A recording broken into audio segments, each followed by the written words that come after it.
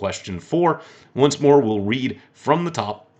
One popular theory of the origin of the moon, the Big Whack, posits that a protoplanet called Theia collided with Earth, flinging debris into orbit that eventually coalesced into the moon. Until recently, Theia was blank, but researcher QY and colleagues now claim to have identified pieces of the protoplanet in the lowermost section of Earth's mantle. Well, it was just theoretical, because we know there was a theory, and only recently have they been able to identify what was apparently pieces of Theia in the Earth's mantle. So we're going to look for an answer choice that matches the idea of theory or theoretical if we just kind of change the prediction a little bit in our mind.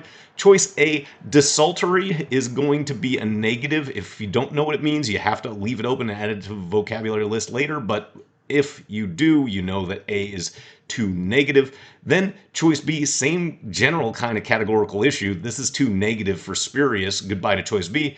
Veritable, it wasn't veritable. So this again is an information reversal, but notional in context is going to match this idea that it was theoretical. Again, on the exam, you might read this word back into the sentences to confirm an overall coherent narrative, but we will at this point click next.